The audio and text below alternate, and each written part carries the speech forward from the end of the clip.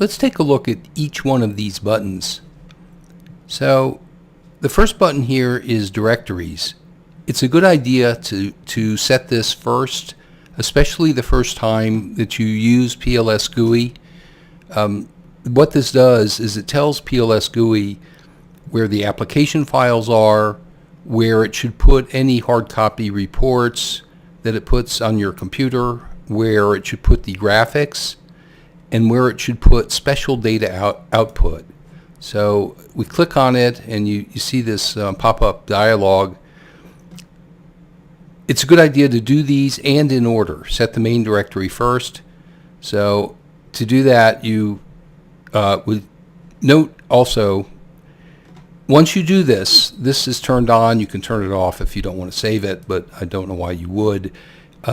It will save and load these directory settings the next time. So you only have to do this once. It's a bit cumbersome, but when you do, it leaves files on your computer. So the next time you start up PLS-GUI, it will automatically assign these directories to the same place they were last time. And that makes it a bit easier for you. So we'll do this once. So we want to set the main directory. I say OK, and I'm saving it for the next session. And you drill down, this is a Windows dialog box, to wherever you've put all the files. And in my case, I put them here under my documents, buried way down in here. PLS-SIM, workplace, it's in this folder called UZ of all places. So I just identify the folder and I say OK. And then we go back and we set the files directory. This is a special directory. Sometimes there are functions in the application that will output, that will save, will create your measurement model and your structure model as matrices from the Smart PLS SPLSM file. It saves them as matrices as an Excel CSV file that you can edit if you want to edit your model. And also it creates the moderator data. We'll talk about that later.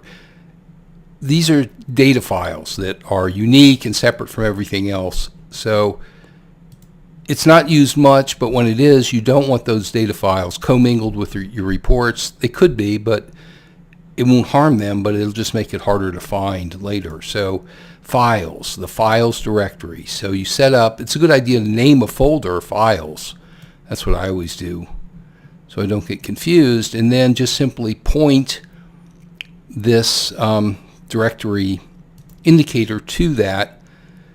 I have it here, so I say okay, files, that's where it's going. And then the reports, this is where you get all of your CSV output, which is automatically placed on your disk, but there can be literally hundreds of files, so you want to put them somewhere in their own folder to find them and make it easier. It's quite a bit of output. So we come down here and we get it.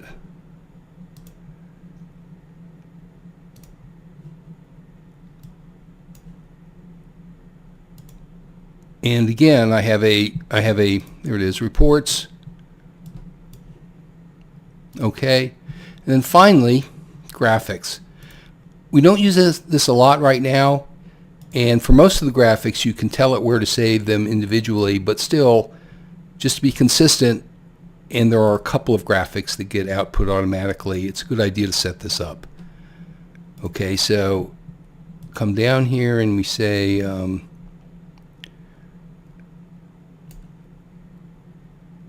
find the folder that's named graphics. Okay, and that's that. Okay, now we're done. The next time we start it up, it will know where everything is. So you only have to do this once.